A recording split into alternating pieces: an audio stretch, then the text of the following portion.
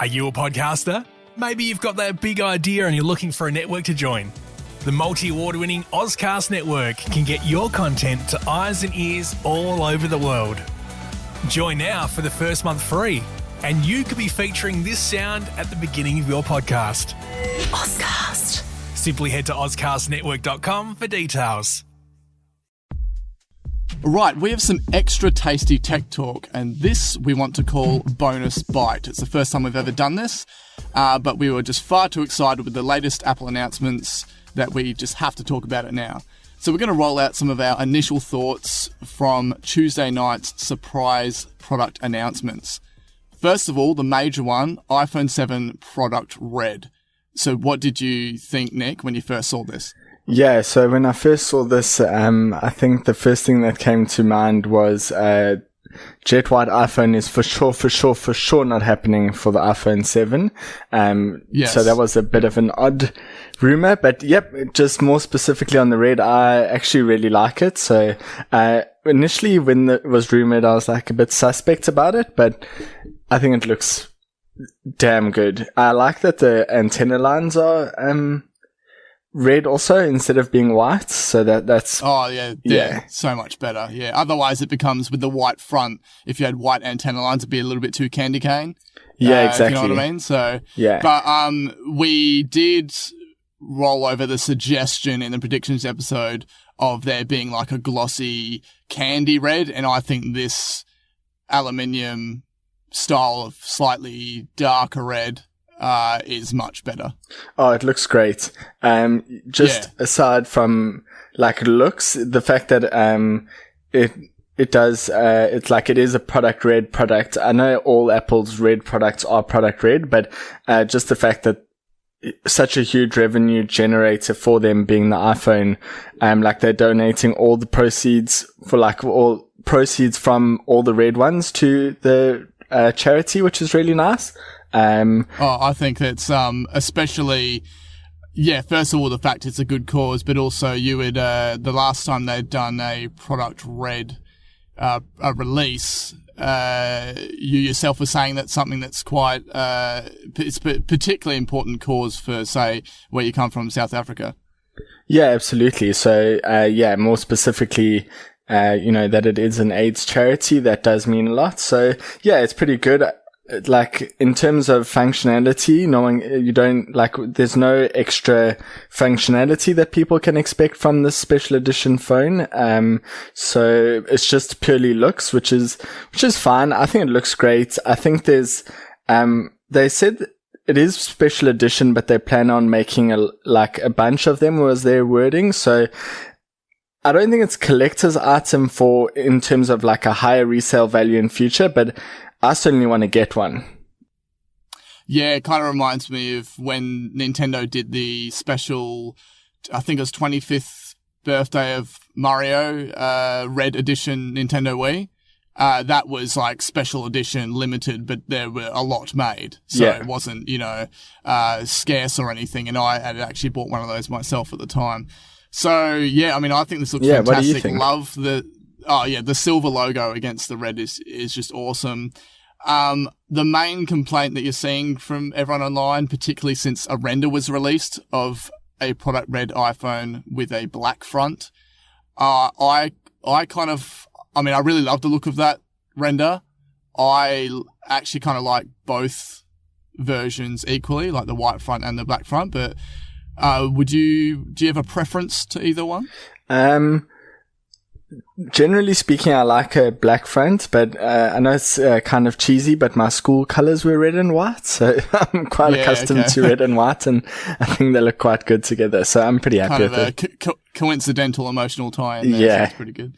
Yeah, but either way, I mean, I'm not in the market to buy an iPhone 7 at the moment anyway, obviously holding off till the new iPhone in September, but hey, if you're thinking of upgrading, and especially if red is your thing, definitely get onto it, as it's for product red as well. It's a good cause.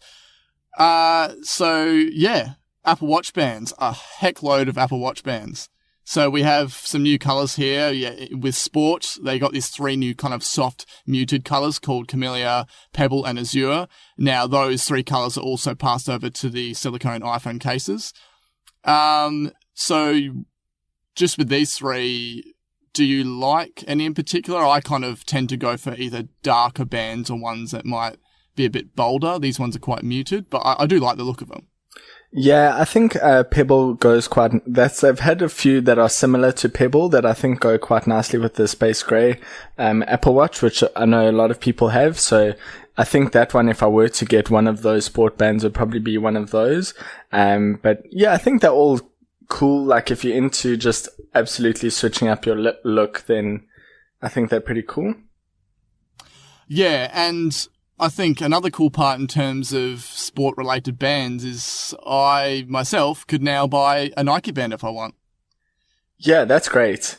And so was that anthracite black? Is that a new one? And I think so is the platinum and white one, because it used to be white, like something and cool grey, or it was cool grey and white. So there's actually a different naming there. So it's a different band to what used to come with the silver one. Yeah. So yeah. And so the black anthracite is even darker overall, isn't it? Yeah, yeah. Because the actual holes themselves, yeah. So I think that looks fantastic. I have definitely picked up on the exercise area of things since getting Apple Watch. Probably not to the level to warrant, a Nike band, but I still think they look pretty awesome. And you're probably pretty pleased that it's just more people out there that don't have to wear Volt. Yeah, although they did, so now you can't buy the normal Nike watch with Volt. You have to buy the Volt band separately if you want the Volt band. And the band that I have already, the black and cool grey, is no longer sold either as a whole watch or as a band. So that's like now become a collector's edition. I wonder if too many people found that colour revolting. Oh, yeah. I'll give you that one because I'm in that band of people. Yes. In that band. Yes. Yeah. Is that accidental? Yeah. Cool. Nylon. There's a whole load of new nylon. And the interesting one with these are kind of like a complementary tritone. So they're previously with nylon, the threads have been kind of complementary colours, but it's a bit more of a subtle look, whereas this is definitely, you've got these 3 stripes of these colours that kind of work together. Now these are orange, berry, red, pollen, Tahoe blue. There's our Tahoe reference there. I definitely see them being popular in a fashion sense. I wouldn't want to get any of these striped options. It's probably just that bit too, I don't know if loud is the right word. I prefer my watch band to be a bit more subtle, which is why the announcement of the midnight blue nylon, that looks really nice to me. Yeah, it looks great. What do you think of these new nylons? Yeah, I think they're pretty cool. I think the implementation of them is nice, even if the sort of tritone is not for me. I definitely agree with the midnight blue. It looks really, really nice. And it was something that I was hoping for, like they used to have one, which is not midnight blue, but just a plain blue, the navy Tahoe one. And it just wasn't dark enough. So midnight blue, I'm hoping to get to the store and actually try it on, but it looks really cool. Yeah, definitely. I think, as you'd asked me if, with these recent announcements, is there anything I'd get? And I think if there was, it would be, this one, just something, just another band to have other than my black sport one. So, even more bands upping the, cost level here, obviously. Classic buckle. So you have saddle brown, taupe, and sapphire, which are also available as leather cases for the iPhone, which is cool that they carried that over as well. And you also have berry, red, midnight blue, and black. Now, because I don't have a stainless steel, I wouldn't want to buy the leather band, but I do think all these new colors look awesome. Yeah, it's interesting that they've actually carried on. They've changed the look of this band too, because it used to have like a smaller buckle, and now the buckle's a bit bigger. So they are constantly evolving, constantly changing. And the leather on these classic buckle bands has actually changed over time. So originally it was quite a grainy leather, and now it's a lot more smooth. So it's interesting that even though they've kept that same naming, it actually looks quite significantly different from the very first classic layer of the buckle. It's got like a rounded tip now, which it has for about 2 or 3 generations. But yeah, I really have always liked the midnight blue. It looks great in the leather too. And given that I still have my original stainless steel, I could see myself at some point getting another one of those bands. Also depends on what happens with WatchOS 4 if I ever wear that watch again. But yeah, there's some really cool leather ones too. I really love the richness to the colours. I kind of much prefer that. Like, I see that with the sport bands that the muted tones have their place. But that's what I really like with these colours, is they're quite deep, quite rich, particularly the berry one. I mean, I love that colour. I wouldn't wear it myself, but that as an option I think is amazing. And then going even higher with the cost level, Hermes, I think straight off the bat, both you and I would probably never buy an Hermes in our life. Yeah. If that's fair to say. Yeah. I'm going to try to pronounce these. You have Fauve Barenia, Bleu Zephyr Epsom, Lime Epsom, and Colvert Swift. So the Fauve Barenia comes in double tour, single tour, and double cuff. I mean, all of these are pretty cool, except I think that Lime Epsom colour is disgusting. That really yellow one. What do you think? Yeah, it's definitely not a colour for everyone. It's not even like a nice lemony yellow or something. It's just like this weird yellow, but highly saturated, yeah. Yeah, the Blue Zephyr is Michelle was saying it's really nice. Obviously, it's more, especially like the double to more female-oriented bands, if that's fair to say, and getting some female feedback, it looks like they're pretty cool. Obviously, they are quite pricey. I really like the colour of the Colvert Swift, like that kind of slightly oceanic blue. It's kind of a darker, a bit more subtle. So that one's pretty good. Which was that colour? Oh, Colvert Swift. It is quite Colvert Swift, yeah. Quite an interesting colour. Yeah, the bands are quite expensive though, $750 starting for the Hermes. So, yes. You have to really, really want a nice leather band. But the option is there. Rather buy another watch for that, yeah. But surely they must have the demand for it. Because they've constantly updated these Hermes ones and have kept prices high and got multiple colors of the same variant. So it's like, surely they must be selling. Yeah, it's just, as we've mentioned previously with Hermes, it's purely a fashion thing. I've also said before that prior to Hermes being involved with Apple Watch, I didn't know they existed, but hey, I don't really have my finger on the pulse in terms of the latest fashion brands or anything. But yeah, I love the fact that Titan exists. It's awesome that they are putting out new stuff for it. It shows that, as you said, that it has had at least some level of success to warrant that. In Sydney, I think I've seen more Hermes band stainless steel watches than I have just of any other stainless steel Apple Watch. So certainly in Sydney, my anecdotal experience is they're relatively popular. Yeah, cool. And finally, iPad. Just iPad. No Pro, no Air. I think we kind of deduced that unless they did some surprise thing with a secret keynote, because there was no invitation, we weren't expecting the iPad Pro to pop up overnight. So, yeah. What actually happened here? Yeah, this is like the least Apple-like thing I've ever seen. And I might speak a bit towards the strategy I think that they're going to follow. But basically, what they've done is they've taken the original iPad Air body, and they've basically done the same as what they did with the iPhone SE. They've taken an existing chassis that all the tooling and investment is already done in terms of actually manufacturing, and they've just updated the processor, and basically that's really it, right? I think other than that, it's got existing parts. So it's got an A9 processor, so not even A9X to differentiate from the iPad Pro. And they've brought in at a really, really cheap price. I'm just double checking the Australian prices, but I've got 469. Yeah. From 469. Yeah, from 469 for 32 gigs. And now all iOS devices start at 32 gigs, which is great.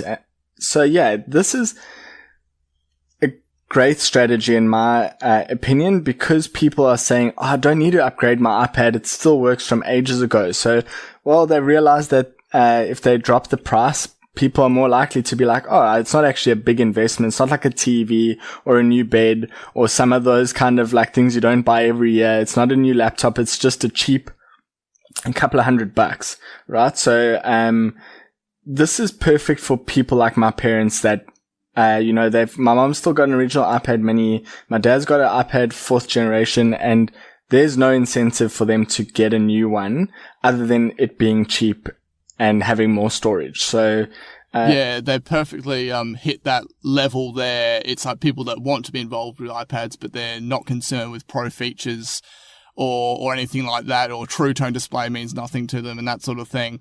And yeah, this is almost as like pretty close to what we predicted in our predictions episode, in that at least, when I was saying that I feel like the iPad Air naming is going to be killed off, which it has now, and they're going to call it just iPad, and it's still going to be the same size, the 9.7 inch, and it'll just be kind of like standard spec, like not flagship level, but at a lower price point to attract that middle of the ground. So, yeah, it's the other thing is, like, people are saying, oh, well, it's so much extra to get it's $400 extra for an iPad Pro, and they're saying the only differentiator being the actual processor. But like you mentioned, with the laminated display, True Tone display, anti-reflective coating, smart connector, there's a whole bunch of differentiating features. But what this does is it gives the same software that you can use on those. And so I think Apple's going to really push iPad software, and they're going to use just this entry-level iPad to get it into the hands of people. That's my view on what we can expect from iOS 11. And generally, the strategy of having a Pro model and a standard model like they have on MacBook Pros, with significantly more expensive MacBook Pros than MacBooks, and now iPad and iPad Pro. I think we're going to see the same thing with the next iPhone, whether they name it Pro. I think actually looking at this strategy, it looks quite likely, with a much more expensive phone for people like us that are into it, that know about all the features, that use it, and then a normal just iterative update for people that just, upgrade their plan because Telstra or Optus told them they can. I think this is also good for people that, as part of their job, use iPads outside. So those that just want, they're running certain apps, they just want some tablet style functionality and screen real estate, but they're not, they're outside. They're not exactly concerned with, as you say, stuff like True Tone display. And particularly with where I work, we sell a lot to the agricultural market, and a lot more people and farmers and types do get into use of technology such as particularly, the LTE iPads and stuff. So yeah, I think this is good for them. People that just need that functionality. It can still run well. It can still run the apps they need. As you said, the software is the focus there, and they don't need the bells and whistles on top. So yeah, that's about all we're going to cover in this bonus bite, because there's plenty more that was announced, particularly a new app called Clips and some updates to iTunes and stuff like a small update to the iPhone SE. But stick around in a week and a half. There was one other update that I wanted to talk about just briefly was, no worries. Given that we've spoken so much about the watch bands, they've already updated the interactive gallery where you can change the watch band and faces on the Apple Watch website, but they've also now added the ceramic face to that. So I've always wanted to see what would that ceramic face look like with this band, and now you can actually do that. So little mentioned update in any media that you follow, but if you are keen on trying out those things, go have a look there. That's cool. Save you just one of your many hundreds of trips to the Apple Store. So yeah, cool. That's pretty cool. All right. Well, we hope you enjoyed this bonus bite, and as a mentioned before, if you want to stick around for more in-depth discussion, we'll definitely expand upon these announcements, plus all the usual latest news and rumours that we talk about. That'll be in our next full episode 24 in around a week and a half.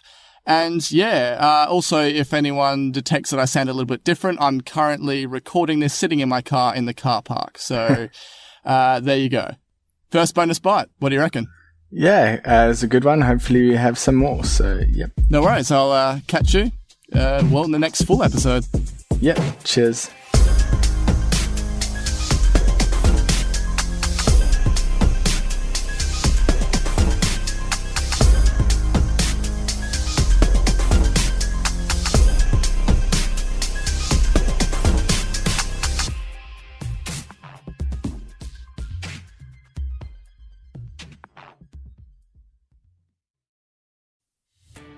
Are you a podcaster? Maybe you've got that big idea and you're looking for a network to join. The multi-award-winning Ozcast Network can get your content to eyes and ears all over the world. Join now for the first month free, and you could be featuring this sound at the beginning of your podcast. Ozcast. Simply head to ozcastnetwork.com for details.